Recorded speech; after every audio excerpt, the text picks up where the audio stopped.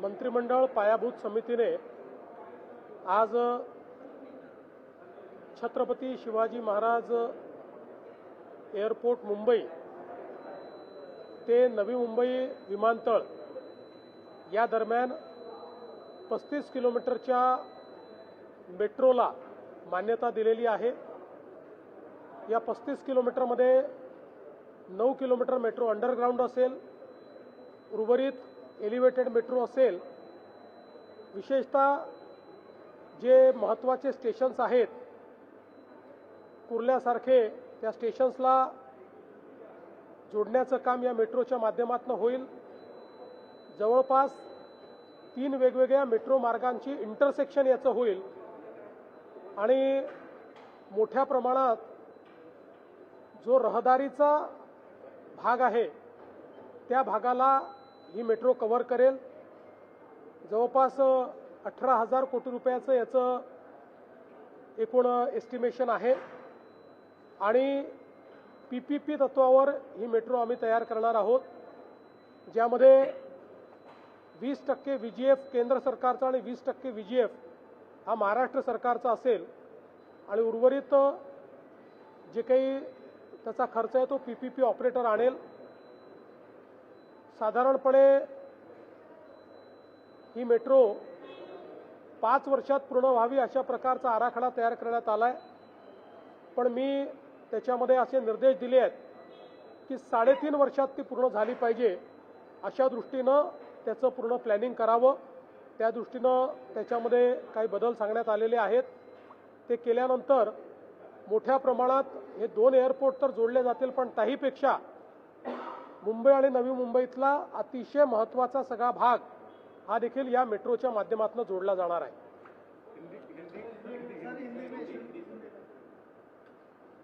Chhatrapati Shivaji Maharaj airport Mumbai से जो नवी मुंबई में नया एयरपोर्ट तैयार हुआ है, वहां तक 35 किलोमीटर की एक मेट्रो के नेटवर्क को आज मान्यता दी गई है।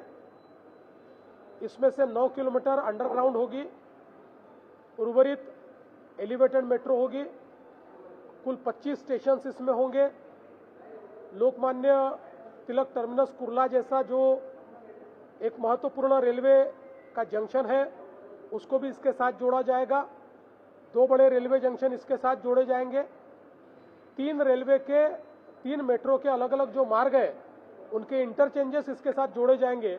तो एक बहुत बड़ी कनेक्टिविटी मुंबई, नई मुंबई और बची हुई पूरी मुंबई ऐसे इसके साथ इस मेट्रो के लाइन के कारण तैयार होने वाली है।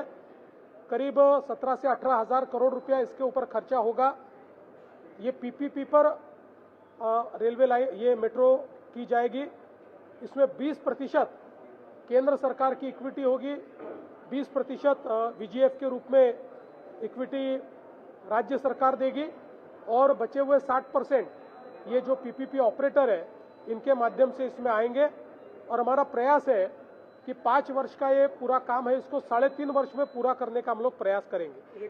नाशिक पालिकेच्या बाबतीत 10 दिवस झाले निकाल लागू, विरोधाकडून वारंवार टीका होते की निकाल एकतर्फी लागला, चांगल्या जागा आल्या, पण तरी देखील अजून सत्ता स्थापन करू शकले नाही।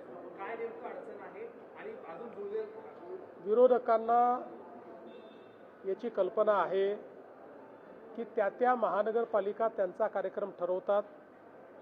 आधी त्या महानगरपालिकेचं रिझर्वेशन काढणं गरजेचं होतं, ते आता रिझर्वेशन निघालं, त्यानुसार आता गटांचं रजिस्ट्रेशन चाललेलं आहे आणि आता सगळ्या महानगरपालिका एक एक करून आपला कार्यक्रम ठरवत आहेत।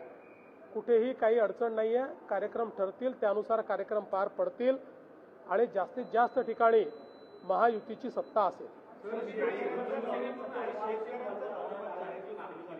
हां,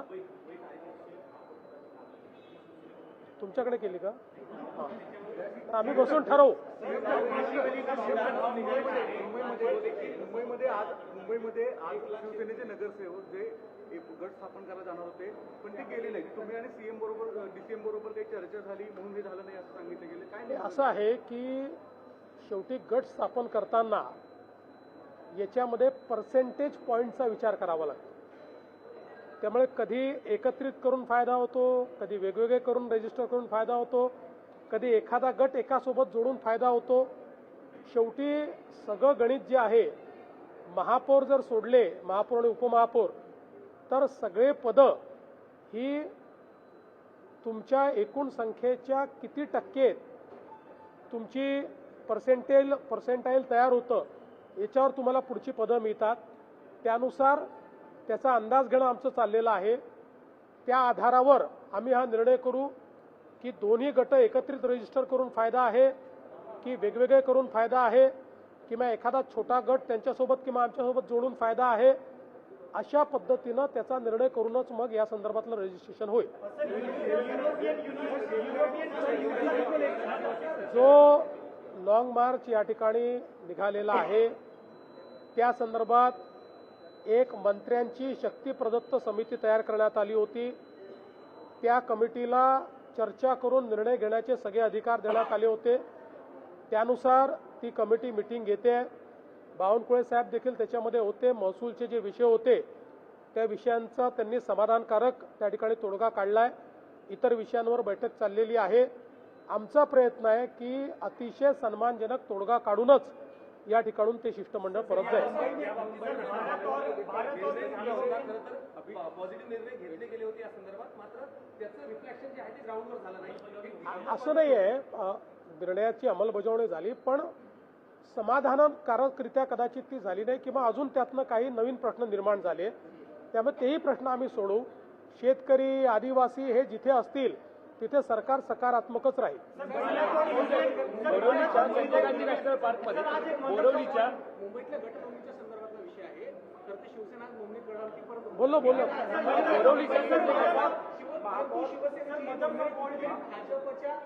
सांगण्यामुळे हस्तक्षेपामुळे ऍक्शन रद्द झाली अशी एक अपडेट. असा हस्तक्षेप वगैरे काही नसतो. आम्ही दोघं एकत्रित काम करणारे लोक आहोत. त्यामुळे आम्ही चर्चा करतो आणि चर्चेनंतर त्याचा निर्णय करतो. ते नोंदणीला जातील त्यावेळी आमचं ठरूनच नोंदणी होईल. आम्ही नोंदणी करू तर ठरवूनच नोंदणी करू, आणि आम्ही यदा कदाचित निर्णय घेतला एकत्रित नोंदणी करायचा तोही ठरवूनच करू. कुठलाही हस्तक्षेप याच्यामध्ये नाही आहे. हे पुन्हा सांगतो सिंपल गणित आहे, पर्सेंटेजचं गणित आहे. त्यामुळे त्याच्यामध्ये स्टँडिंग कमिटीत जास्तीत जास्त मेंबर येण्याकरता पर्सेंटेज पॉइंट हे कुठल्या कॉम्बिनेशननी तयार होतात ते कॉम्बिनेशन आम्ही करू. शुद्ध राजकारण आहे. पोलीस आणि जे स्थानिक आहेत त्यांच्यामध्ये बोरीवली नॅशनल पार्क मधल्या जी काही कारवाई आहे ती माननीय उच्च न्यायालयामुळे होते, पण तिथल्या नागरिकांनाही दिलासा देणं हे गरजेचं आहे. त्यामुळे आमचा हा प्रयत्न आहे की त्या नागरिकांनाही दिलासा देऊन सामोपचाराने हा विषय कसा समाप्त करता येईल तो प्रयत्न आमचा असणार.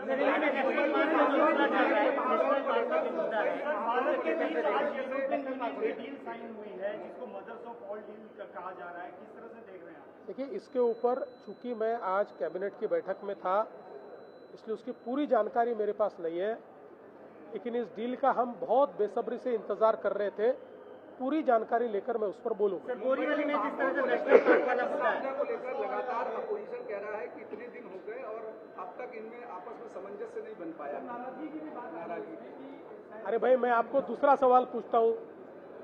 अब चंद्रपुर में, लातूर में तो अपोजिशन के पास लोग हैं ना, वहाँ क्यों नहीं बन पाई?